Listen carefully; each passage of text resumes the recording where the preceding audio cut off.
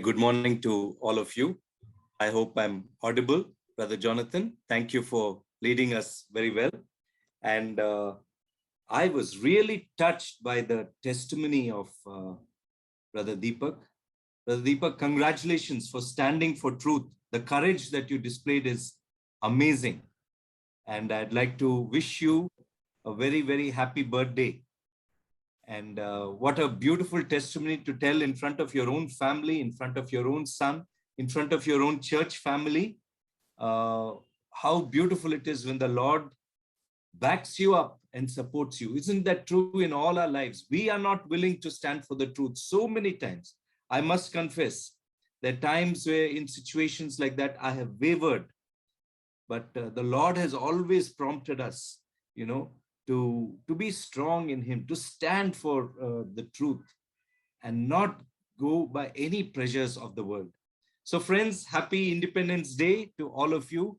What a beautiful Independence Day it is. We don't realize it. We are a generation that is mostly born after 1947, so we don't realize it, though there's some of us here. But it is another beautiful gift from God, the independence. As of today, the independence, the freedom that we have even to worship God freely is a great gift that we can. So happy Independence Day, each one of you. I just wanted to continue our series on the kings. And I just want to show you a little, I hope you can, if you can allow me to share my screen, Pramod, and then I will, can you see my screen? Yes. So I just want to show you how, just taking a moment, if you can see my screen, just indicate to me. Yes. I just want to show you that in Israel and Judah together, 42 kings, and each of those 42 kings had their own unique journey in a. I like this chart, which I had to pick up from BibleGateway.com, which shows each king, the years in which they were. And you can see that all three, Saul, David, Solomon, all reigned for 40 years each. So the years that they were, BC start and end, and then the king's name, and whether they were a natural heir, that is, was it passed on from father to son, or was some of the officials, like a captain who became the king. And then the most important column for me is this third column, if you can see. I hope you can all see it. How they started and how they ended. Very important column for me. Okay, and I'll come to it. And then, of course, the prophets who were at that point of time, and the scriptures that cover the journey of that king. I'm using this chart during my series of the kings of Israel and Judah. And I want to take all kinds of combinations and show it to you. Actually, there are basically 4 combinations. Those who started good, but ended up not so good or evil. Those who started good and continued to be good. We have very few kings, unfortunately. Those who started good and ended up evil. Those who started evil and continued in their evil. We don't have, unfortunately, a combination where they started evil and then they had a change of heart and they ended up good. But what an interesting thing this is. And I just want to tell you, look at Saul. He started good. I mean, the way he led them, the people of Kadesh Barnea, how he led them against the Philistines was amazing. But he ended up in a decline. David, whom you know very well, started good. And to be honest, so many obstacles during the way. He did stray away from obedience to God in the middle. But then he ended good. He ended strong. He ended as a man after God's own heart. So that's a beautiful example of good and continued to be good. And then there is Solomon, whom we are going to deal with today, who started good. In fact, he started in a spectacular manner. What was read to us by Brother Arun, the opening of the temple, which was known as Solomon's temple, spectacular manner. But then how there was a sharp and steep decline into evil during the rest of the days of his life. And then this chart, of course, continues. There are various kings. After Solomon, the kingdoms got divided. There was the kingdom of Judah, and then there's a kingdom of Israel. And then I was noticing the number of good people goes steadily decreasing. Asa was an amazing example of good, continued to be good. Jehoshaphat, we will deal with some of them. Jehoshaphat, definitely good and continued to be good. Joash started off good but went evil. And then, of course, many of them, Uzziah, Jotham, Hezekiah, Josiah, great example. Started off good, continued to be good. But if you go to the kingdom of Israel, if you go them, largely, very sadly, largely, it was just evil, except maybe for one case where you can say Jehu, who started off good. Otherwise, the kingdom of Israel is a sad travesty of disobedience to God, going deeper and deeper till they went ultimately to Israel. And you can see so clearly in this chart, because Judah had some kings who were good, their going into captivity was much later compared to the kingdom of Israel. All God's plans working out so beautifully. Anyway, I will now go into the life that we all know, the king who is regarded as the wisest person ever, not just among the Christians, but then all over the world, they know that Solomon was the wise person, the wisest person. According to, and we're going to study his life for a little while, he was the wisest man who ever lived. And also in one way, if you look, one of the most foolish. Why?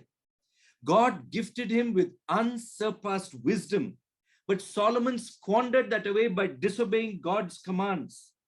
He is known for his wisdom, for building the temple of God, for writing much of the books of Proverbs, Solomon, Ecclesiastes, and 2 Psalms, by the way. And I will just leave it to you. The 2 Psalms, tradition says it was written by Solomon, but it could have been written by David and modified by Solomon. We are not completely accurately sure about it. But let's see if anyone can answer and tell us what those 2 Psalms are. We saw last time Solomon begins his reign with a threat to his life. And very shrewdly, David was of no help. David could only advise him, but David was weak. So Solomon had to depend on God and God alone. The prophet Nathan was there to guide him in these initial days, but not towards the latter part of his reign. But he got rid of his own brother Adonijah, who was shrewdly trying to take over the kingdom back from him. But Solomon was shrewder. And then Joab, the violent person, Solomon got rid of him. Shimei, Solomon started off very well. In 1 Kings chapter 3, Psalm 72, Ramesh, I'm not sure. Yes, Psalm 72 is about Solomon. Yes. Yes, Psalm 72, correct.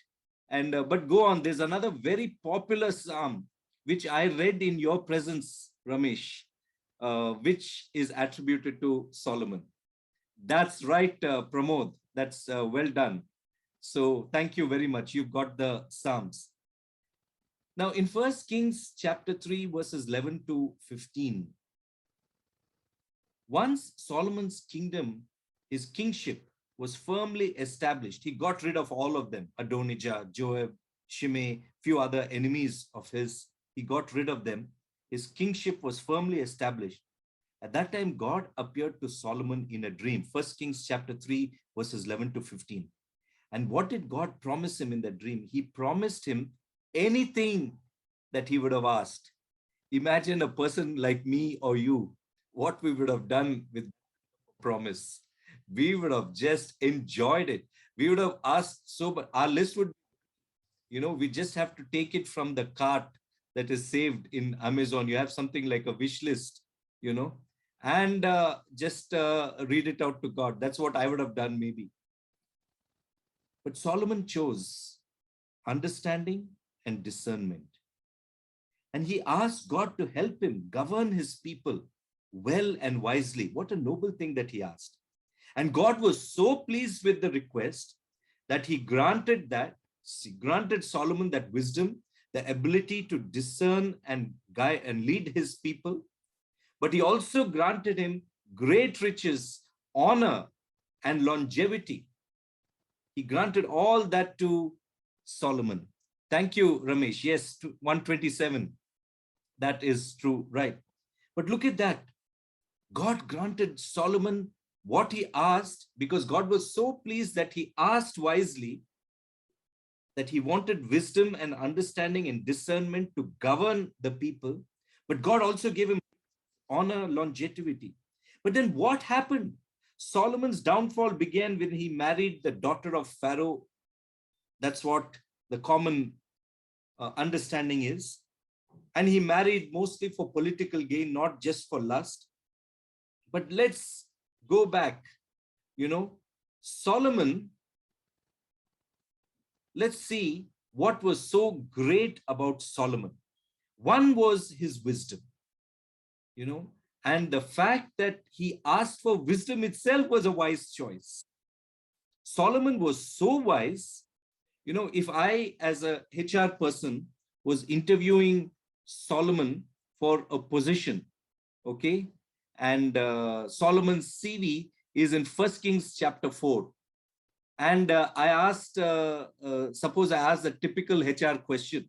Tell me something about yourself, Solomon, and what is your area of expertise? That's how we ask. What is your area of expertise? Solomon would say, well, I'm great at management, at leadership, at public administration, at architecture, at construction, at international trade, at foreign relations, at botany, at zoology, at literature, at poetry, at human resources, at marine biology, wealth management, financial management. The list would go on and on. I would be surprised and say, no, wait a minute, you can't be an expert in all these areas. He would say, read my CV in 1 Kings chapter 4. And that's true. You read that. All these terms that I have taken, I've given a modern touch to it. But Solomon, it was mentioned there, was wise in all these aspects. In 1 Kings chapter 10, the queen of Sheba heard of Solomon's. By the way, Sheba is a place. It's not a girl's name. Okay, she's the queen of Sheba, heard of Solomon's fame, visited him to test his wisdom. And this is what she said in 1 Kings chapter 10, verses 6 to 7. I'm reading that out. She came there to test him. But this is what she said in 1 Kings 10, 6 to 7. The report was true that I heard in my own land of your words and of your wisdom. But I did not believe the reports until I came and my own eyes had seen it. And behold, the half was not yet told to me. Your wisdom and prosperity surpass the report that I heard. How beautiful, how excellent is the wisdom of Solomon. It is said in 1 Kings chapter 4, verse 34, that people came from all nations after they heard of the wisdom of Solomon. They came to hear him face to face, came to hear about his wisdom. How wise he must have been. You can't have a person as wise as he, because of this age of specialization, all those fields that I read out, you can never have such a versatile person. Let me just read it out, just for you to be amazed. I've written many more, but just a few which are very obvious in 1 Kings chapter 4. Management, leadership, public administration, architecture, international trade, foreign relations, botany, zoology, literature, poetry, human resources, chemistry, marine biology, wealth management, financial management. Number one, so great about Solomon was his wisdom. Number two was his writing. You know that he wrote Proverbs, he wrote Songs of Solomon, he wrote the treatise, which is like a PhD treatise on life called Ecclesiastes. You know that he wrote those two Psalms.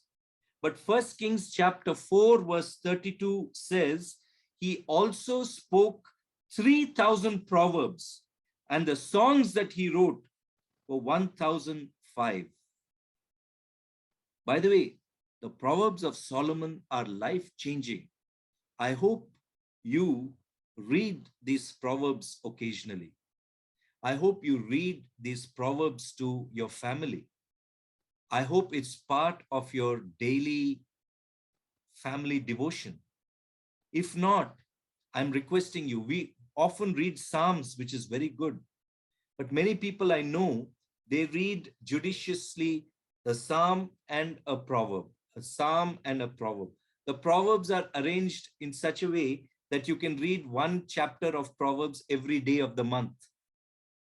So I hope you're doing that. That's a very good thing to do, because the wisdom that is there is so wonderful. Some of my favorite Proverbs, I mean, maybe yours too. Proverbs chapter 9, verse 10. The fear of the Lord is the beginning of all wisdom. Proverbs chapter 10, verse 19. This is my favorite. I've quoted it many times. Where words are many, sin is not absent, but he who holds his tongue is wise. Proverbs 10, 19. In a little while, I'm going to ask you to type out your favorite proverb. Don't look at the Bible. If it is your favorite proverb, you should know it by heart. Just type it out there in the chat. I'll see whether you are listening. What is your favorite proverb? Or if anyone wants to unmute and say it also, I'll be most delighted. You know, the best and the most stringent Proverbs 3, 5, and 6. You should tell me what it is. Abhishek, Proverbs 3. Yes, thank you. Good to see you, Abhishek. Most stringent advice on adultery is found in Proverbs chapter 5. My good friend Sam Robinson wrote a song on that. All these things made me recall. That's the chorus of the song. Proverbs chapter 5. Deepak Ji, Proverbs 1, 7. Do type out the proverb also there so that everyone can see it. Please do that if you don't mind. You know, Proverbs 5, so beautiful. It ends with these verses. Anyone who reads it will know what a despicable act and what an inglorious end is adultery. It looks so attractive, sweet as honey, but bitter as gall when it goes in. For your ways are in full view of the Lord, and he examines all your paths. The evil deeds of the wicked ensnare them. The cords of their sin hold them. For lack of discipline, they will die, led astray by their own great folly. Thank you for all of you who are putting the Proverbs there. Selena, Proverbs 20, 29. I can see a few more Proverbs there. Trust in the Lord with all your understanding, all your heart, I think it is. Trust in the Lord with all your heart and lean not on your own understanding. Thank you, Brother Shyam and Sister Rajni. Beautiful proverb. Yes, Deepak and Shika, the fear of the Lord is the beginning of knowledge. Selena, Proverbs 20, verse 29. Brother Vinay Paul, very good proverb that is. Humility and fear of the Lord will bring wealth and honor and life. What a beautiful proverb that is. Proverbs 22, verse 4. Yes, bring Proverbs into your life, my dear friends. Learn the Proverbs. So Solomon was known for his wisdom and Solomon was also known for his wealth. I'm reading from 1 Kings chapter 4, verses 20 to 28. Solomon ruled over all the kingdoms from the Euphrates to the land of the Philistines and to the border of Egypt. It was a large kingdom that he ruled. and his system of rule was excellent. They brought, it's there in 1 Kings chapter 4. You can see how it is, verses 20 onwards. They brought tribute and they served Solomon all the days of his life. He said, yes, I have annexed your area and you have to bring me tribute, as a result of which Solomon became exceedingly wealthy. Solomon's provisions for one day, I will just read it out to you, okay? Just keep that open. 1 Kings chapter 4, verses 20 to 28. For his one day's provisions, 30 cors of fine flour, 60 cors of meal, 10 fat oxen, one day's provisions, 20 pasture-fed cattle, 100 sheep, and not just sheep, but deer, gazelles, roebucks, and fattened fowl. And it says in verse 26, and Judah and Israel lived in safety from Dan even to Beersheba, every man under his vine and under his fig tree. This was a blessing for every citizen of Israel and Judah. It was a united kingdom at that time. Every man under his vine and under his fig tree, all the days of Solomon. Of course, he also had 40,000 stalls of horses, but Chronicles lists a different number. It says 4,000, which means that this 40,000 could be a typo. We don't know. But 12,000 horsemen and a lot of provisions are mentioned for the horses too. All these provisions, one day's provisions. Imagine Solomon going out, or his wives going out to D-Mart. I know Neeraj and Nidhi's favorite resort in Hyderabad is D-Mart. I know many of you also have your favorite places. For Sheila, it is Ratnadeep. But imagine Solomon's 700 add-on credit cards he would have for his wife. And sorry, 1,000, because 300 concubines. Each of them going on with an add-on credit card. The bank itself would have had a nightmare. And going for their provisions. Ratnadeep itself will not be able, so they'll go to the next branch, then they'll go to Gansham, they'll go to Balaji supermarket, they'll go to D-Mart, and still it will not be enough. That was Solomon's provisions for one day. That's how wealthy Solomon was. He had this huge palace. I'll come to the next thing. He was known for his wisdom. He was known for his writings. He was known for his wealth. And he was also known for his buildings. Just like there are many kings of the Mughal kings and others who are known for their constructions here, Solomon was known for his buildings. You know, the first temple, till then it was a tabernacle. It was a tent where the Ark of the Covenant was kept. The first temple was built on Mount Moriah. It was a 7 years project. So Deepak, I don't know if it was your company that was doing it. I'm not sure whether your company was JLL there during those days. I'm not sure. But it was a massive construction. The Temple of Solomon is amazing. You know, it was one of the 7 wonders of the world. The Temple of Solomon. It came to be known as Solomon Temple. It was not only the pride of Israel, it was called the crown jewel of Jerusalem. It also became one of the wonders of the ancient world. He also built a majestic palace. He built gardens and government buildings. I just wanted to know if there is time. I have a beautiful video which Pramod also has downloaded for us. It is about the Temple of Solomon. I was just noticing the time, 9:15. We have some time. If you don't mind, I want you to watch this video. It's slightly longer than the other videos. It's 10 minutes. But it has so much of information about the temple that Solomon built. You know, there was a pattern prescribed by God right from the Garden of Eden to the tabernacle in the wilderness to Solomon's temple and then to the crucifixion of Christ. There was a pattern. And I just, if you don't mind, just pay attention. And I'll ask you a few questions at the end of the video, if you don't mind. Just pay attention to this video. I just thought if we had time, we'll play it. And I saw that we do have some time. So slightly longish video, but just set everything aside and watch it very carefully. Wonderful spiritual information about the temple that Solomon built. And then I will go towards the closure of this message. Pramod, if you can play that. Thank you, Pramod. Thank you very much. Friends, thank you for your patience for watching it. You thought Taj Mahal was a great building, worthy to watch at least once in your lifetime. Many people said, Zindagi mein ek baar to bhi Taj Mahal dekhna jana hai. So, but look at this.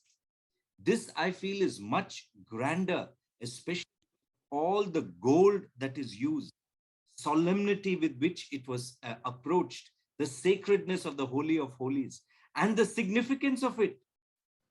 So thank you for watching this video. We can share this link with you if any of you want to watch this video. But here I am, 4 noteworthy things about Solomon. His wisdom, his writings, his wealth, and the buildings and the construction that he did. Not just the temple, but also the palace and various government buildings and gardens. He was a builder, a great builder. Among many other things he was. But now, to be fair, you saw that part which I showed you, started off good, ended up evil. We have to look and learn from the failures of Solomon. Number 1, and there are 4 failures. Number 1, and I'll make it quick, don't worry about that.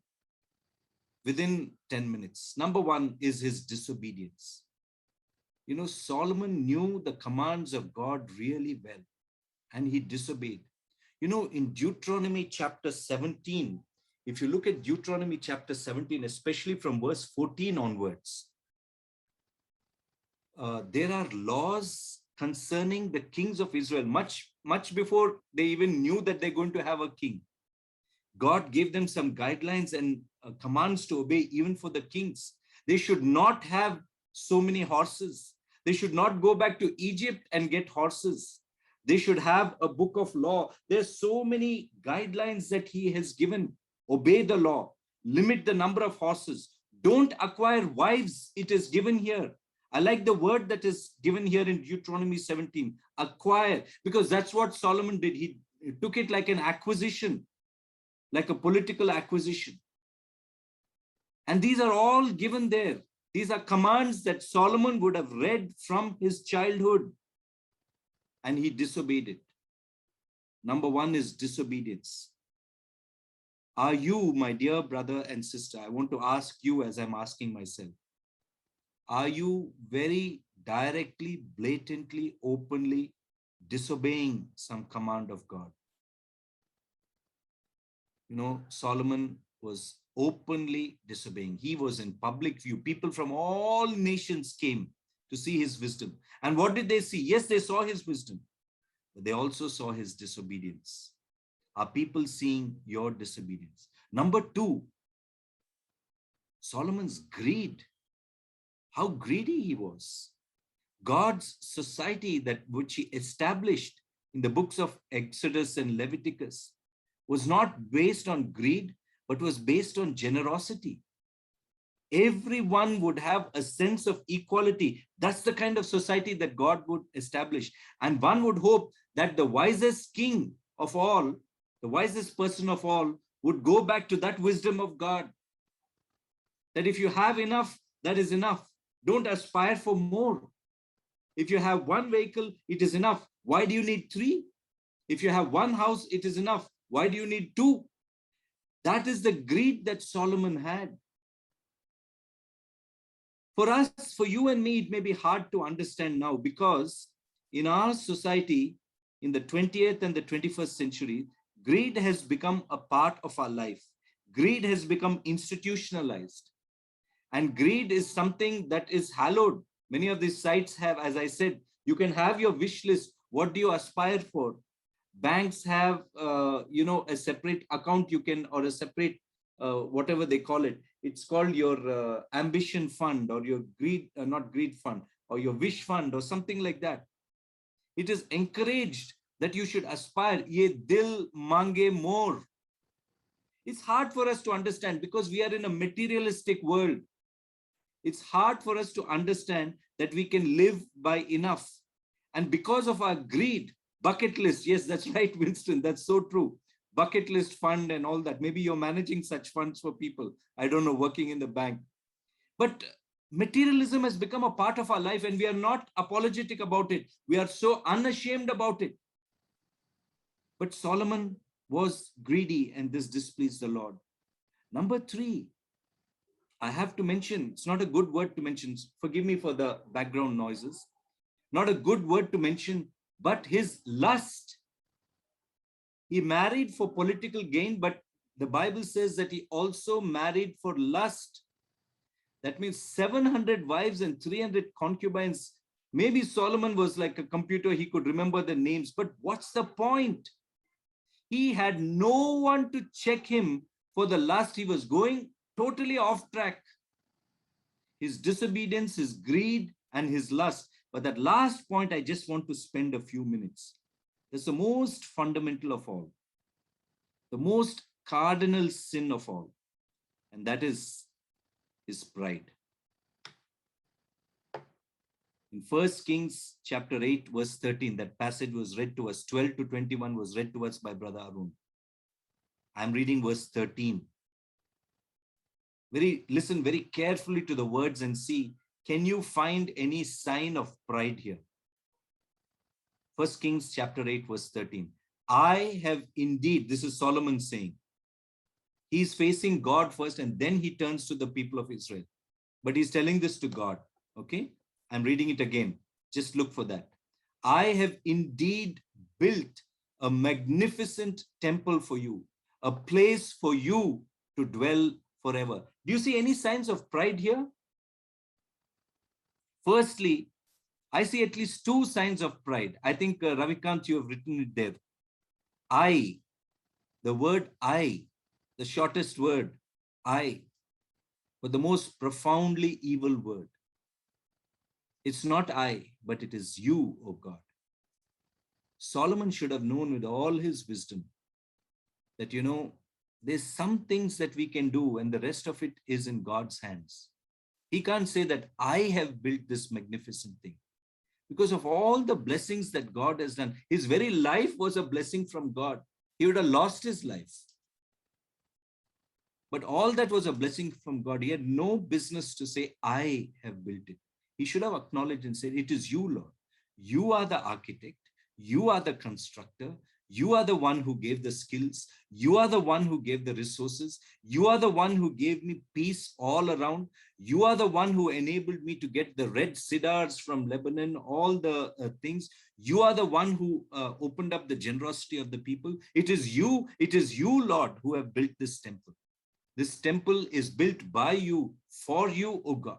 That is the language that he should have had. But he said, I have indeed built this magnificent temple for you, God. Yes, Deepak, but from a paucity of time, we'll not go deep into that verse, but I'll ask you to read that verse, 1 Kings chapter 8, verse 13. But the other very bad misconception for a wise person to say, Lord, this is where you will dwell forever. What does he think? The universe, the earth is his footstool. That's what the psalmist says. If he had known, if he had read his father's Psalms, if he had read 139 and said, where can I flee from your presence, O Lord? If I go to the depths, you are there. If I go to the heights, you are there. If I go on the wings of dawn and fly to the far side of the sea, you are there. Where can I flee from your presence? Your presence is everywhere, declared the psalmist David, the father of Solomon. And here he is saying, this is where you will live forever. So the temple itself stood for 400 years, but even the temple itself will not stand forever. Why will God's presence be restricted to that? This is a sign of Solomon's pride. So Solomon's disobedience, Solomon's greed, Solomon's lust, Solomon's pride. You and I have to learn from it. I just want to read that chapter from John chapter 4, especially verses 21 onwards, where Jesus is speaking to a woman at Samaria. And that's true. He forgot God's favor upon him. I'm reading your chats. Thank you very much, each one of you. Never have that pride, and it is God's grace. And I like the way, even in testimony, that you acknowledged God, and it's not your great thing, it is God's strength that He has given you, Deepak. So, also, never, especially those of us who are in some extent serving God, so easily the pride can come in. It's just a subtle difference. There is a song which says, it's only you and nevermore it's me. And one of the aunties at that point of time, when I was leading the singing, she sang, "It's only me and nevermore it's you." And she didn't realize she was making a mistake till I lightheartedly went and I told her. But sometimes we do that. We sing, "It's all about you." But in our heart, the throne is I. The language will be largely same, but there'll be some small differences, subtle differences. It's for you to find out whether you have that pride or not. But here is this lady, awed by the presence of Jesus. Jesus is speaking some magical words to her. John, the Gospel of John, chapter 4, 21 onwards. Jesus said to her, "Woman, believe me, an hour is coming when neither in this mountain nor in Jerusalem will you worship the Father." The same Jerusalem where Solomon's temple was there. At that time, of course, it was the second temple when Jesus was there. But Jesus says, no, no, no, no. It's not just in this mountain or in Jerusalem where you will worship the Father. But an hour is coming, verse 23. And now is here when the true worshippers will worship the Father in spirit and in truth. For such people, the Father seeks to be his worshippers. God is spirit, verse 24. And those who worship him must worship in spirit and truth. And then the lady, of course, you know how that chapter goes. She says, "We've heard of a Messiah, that he is coming. When he comes, he will explain all this to us." And then Jesus tells her, "The one who is speaking to you is he. I am that Messiah." Even these physical structures cannot contain God. Just imagine, there should be no basis. The most foolish thing of all is pride. Because when you know God, the immensity of God, the universe which is still expanding, the scientists are not able to, it's mind-boggling.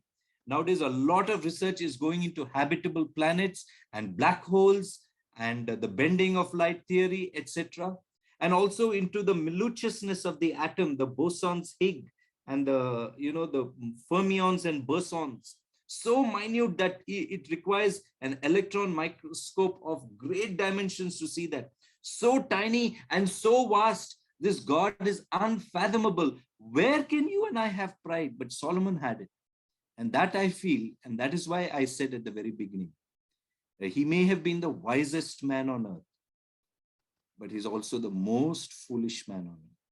God has chosen the foolish to confound the wise. Let us learn from the life of Solomon. I request you, Pramod, to just play a song after I pray, and then we can move on with the service. Just a short song, and then we can. So, Winston, good suggestion. At this time, we will not play the national anthem, but we'll definitely pray for our nation. And so I just want to pray for you. And after that, I request Pramod to just play one song and then we'll move on with the service. Loving God, I thank you for the life of the heroes of the Bible from which we learn. And I thank you for the life of Solomon. And it's amazing and it's so disastrous, oh Lord. What a spectacular life that ended in a spectacular failure, ended in despair. Thank you for the study of Kings, O Lord. We learn, O Lord Jesus. O Lord, we can learn from Solomon not to be disobedient, not to be greedy, not to be lustful, and not to have pride, O Lord. Change my heart, O Lord. Change the heart of all my brothers and sisters here. I ask this in your most holy and precious name. Amen. If you can kindly play a song, and then we will hand it over back to Jonathan.